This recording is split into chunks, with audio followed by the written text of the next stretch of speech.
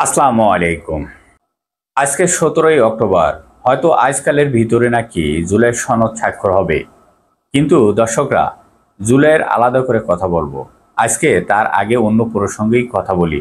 অন্য প্রসঙ্গে সেটা নিয়ে এখন কথা বলবো। সাবজেক্ট হচ্ছে সালাউদ্দিন আহমেদ, বিএনপির বড় একজন নেতা। কালকে ওনার একটি হুমকি, মানে কেমন হুমকি ইলিয়াস সাহেবকে তিনি দিয়েছেন, আর সেই সঙ্গে তার মানে সালাউদ্দিন সাহেব ওয়াকার সাহেবের প্রতি যে পরিমাণ ভালোবাসা পেয়ে একটি প্রমাণ হাজির করছি। দেখেন, তিনি যে কথা শিখে আসছেন, ভাবছেন যে কথাগুলো শুনলে কেউ বুঝবে না বা কেউ বিশ্বাস করবে না, সেই কথার মাধ্যমে ওয়াকার সাহেবের প্রতি যে ভালোবাসা প্রেম প্রকাশ পাচ্ছে, এই ভালোবাসার জন্য উনি কথাটা বলেছেন। যেমন তিনি বলেছেন গতকালকে, এর মধ্যেই তাড়াহুড়া করে সব মিটিং ডাকছেন তিনি। তিনি কি করবেন, উনি আবার এদিক দিয়ে গেছেন করতে, ইতালিতে গেছেন, সময় নষ্ট করে দৌড় দিছেন। এখানে আসা ছাড়া তো আর কোনো উপায় দেখছে না। এই যে নির্দেশিন কোথায় যাচ্ছে কেউ জানে না। অন্তত কালকের যে কোনো একটি কথা বলতেছিলেন সালাউদ্দিন সাহেব, আমরা চাই আপনাদের সাথে যে প্রতিরক্ষা বাহিনীর সুসম্পর্ক বজায় থাকুক। কিন্তু এখানে প্রধান উপদেষ্টা ডক্টর মোহাম্মদ ইউনূস স্যারকে উদ্দেশ্য করে বিএনপি নেতা সালাউদ্দিন আহমেদ এই যে কথা বললেন, আমরা চাই না এই যে প্রতিরক্ষা বাহিনীগুলির মধ্যে কোনো ধরনের ভারসাম্য নষ্ট করে দেওয়া হোক। দেখেন দর্শকরা, এরকম একটি শব্দ ব্যবহার করলেন, কেউ বুঝবে না এটা হলো প্রতিরক্ষা বাহিনীর সাথে মানে প্রেম, মানে ইউনূস সাহেবের সাথে প্রতিরক্ষা বাহিনীর সুসম্পর্ক দেখাতে চায়, মানে ইউনূস স্যারের সাথে প্রতিরক্ষা বাহিনীর সুসম্পর্ক দেখাতে চায়। তার মানে কি, এখানে স্পষ্টভাবে পরিষ্কার হয়ে গেছে, তারা এটা ধরে নিয়েছেন নষ্ট হয়ে যাওয়া মানে কি, উনি আসলেই সোজা বলতে চাচ্ছেন ওয়াকার সাহেবকে জেলে নেওয়া যাবে না। এখনো ওয়াকার সাহেবকে জেলে নেওয়া হয় নাই, কেবলমাত্র সামরিক বাহিনী 16 সাল থেকে 2025 সাল পর্যন্ত এই যে ডিসপিয়ার চিফ ছিল, তাদের আইনের আওতায় মানে আদালত গ্রেপ্তার ঘোষণা দেওয়া হয়েছে। ইতিমধ্যে আদালত থেকে এই ঘোষণা দিয়েছেন। তাতে উনি এই যে মন্তব্য করছেন যে উনি এটাকে দেখছেন যে জায়গা থেকে, তা হলো প্রতিরক্ষা বাহিনীর সাথে ইউনূস স্যারের সুসম্পর্ক নষ্ট হয়ে গেছে। এখানে ঘুরিয়ে বললেন, এটা কি কেউ বুঝবে না? ওনার যে এই যে ভারত প্রেম, ভারতের যে দালালি, এটা উনি হয়ে গেছেন, এটা দেখেন।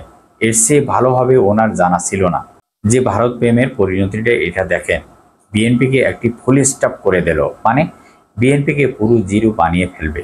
এই যে কয়েকদিন আছে না, সেই কয়েকদিন ধরে উনি এই যে ভারত প্রেমের মশগুল থাকতে চান। ওনারা ভাবছেন যে ভারত প্রেমে ওনারা যদি ওয়াকার সাহেবকে বাঁচাতে পারেন তাহলে তাদের ক্ষমতা নিশ্চিত, ভারত তাদের হাতে দিয়ে দেবে, এটা তাদের ভাবনা। আর তারা উপদেষ্টাকে ভোট পোস্ট করে ইংলিশে পাঠিয়ে দেবে, ক্ষমতাচ্যুত করে দিবে। এমন ধারণা থেকে ইন্ডিয়ার হাত ধরতে চায়, যার কারণে এখন উল্টোপাল্টা বকবকি করছে, কথাবার্তা বলছে। ইউনূস স্যারের সাথে সম্পর্ক নষ্ট হয়েছে। তারপরে আরেকটি শব্দ কি বলতেছে, সেটা হলো সুসম্পর্ক, যে ক্ষমতার ভারসাম্য।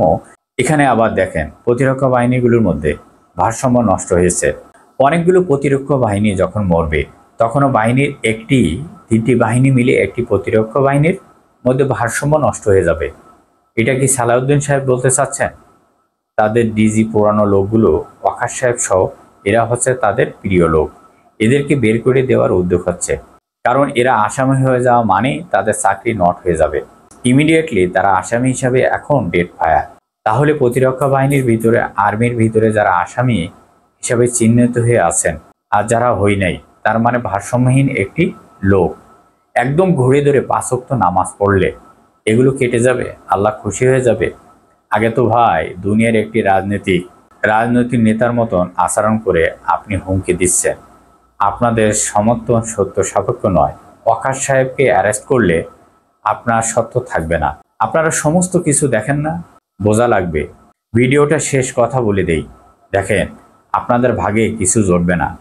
আপনারা জানেন না যে আপনাদের পিছন থেকে অগ্নি অস্ত্র উদ্ধার করা হয়েছে। আপনারা যে দালাল, এটা নিয়ে যেভাবে মাঠে আছেন, এর কোনো ফলাফল আপনারা গড়ে উঠতে পারবেন না।